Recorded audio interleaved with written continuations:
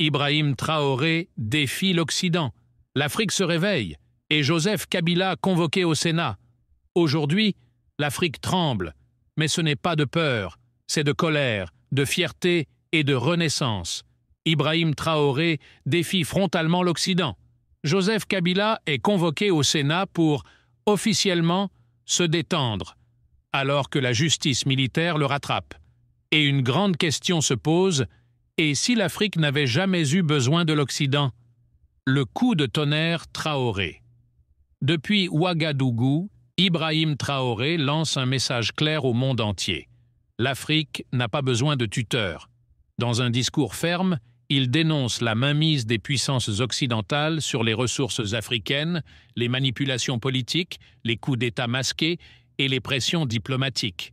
Il a notamment déclaré, je cite, « Ils veulent nous apprendre la démocratie alors qu'ils ont colonisé nos terres et volé nos richesses. » Et cette phrase résonne dans tout le Sahel. Le Burkina Faso, sous Ibrahim Traoré, trace sa propre voie, refuse les dictats, sort des sentiers imposés. C'est un bras d'honneur aux anciennes puissances coloniales. Une nouvelle doctrine africaine. Mais Ibrahim Traoré ne parle pas que pour le Burkina Faso. Il devient un symbole continental. Une nouvelle génération de dirigeants, jeunes, militaires, patriotes, se lève et dit stop.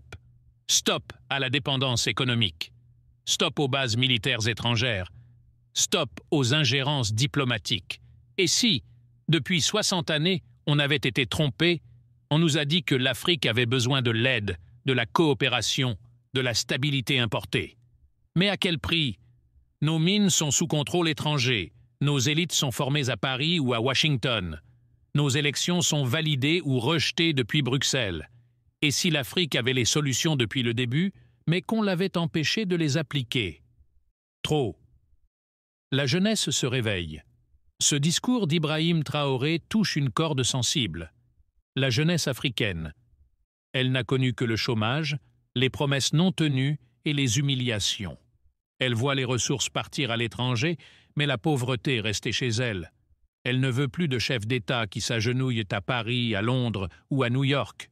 Aujourd'hui, les réseaux sociaux s'enflamment.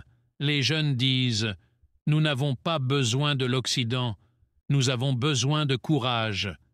Et pendant ce temps, Joseph Kabila au Sénat. Pendant ce temps, à Kinshasa, une scène étrange. Joseph Kabila, ancien président de la République démocratique du Congo, est invité au Sénat. Officiellement, c'est une séance pour se détendre, une rencontre entre anciens collègues. Mais en coulisses, tout le monde sait, une tempête judiciaire approche. La justice militaire l'accuse de haute trahison, de collusion avec des forces étrangères, et même de complicité dans les massacres de civils dans l'est du pays. Le Sénat, qui lui avait offert un mandat de sénateur à vie, semble désormais vouloir préparer sa sortie. Une sortie douce ou brutale? Une tentative de sauvetage politique?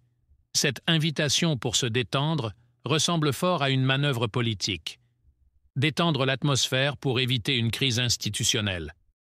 Donner à Joseph Kabila une dernière chance de parler avant l'orage. Mais pour le peuple congolais, c'est trop tard. Trop de souffrance, trop de morts. Les crimes du passé doivent être jugés. Le silence, cette fois, ne suffira pas. Le vent tourne et l'Afrique change. Ce mardi 21 mai de l'an 2025 pourrait marquer un tournant historique. À l'ouest du continent, les peuples veulent reprendre le pouvoir. Au centre de l'Afrique, les anciens chefs sont convoqués, rattrapés par la justice. Au sud, des voix fortes, comme celle d'Ousmane Sonko, Ibrahim Traoré et d'autres, parlent le même langage. Ils parlent de souveraineté, de justice. Et surtout, alors, posons la question clairement. L'Afrique a-t-elle jamais eu besoin de l'Occident? Et si la vraie liberté avait toujours été entre nos mains? Si on avait pu bâtir nos routes, nos écoles, nos nations, sans qu'on vienne nous dicter nos choix?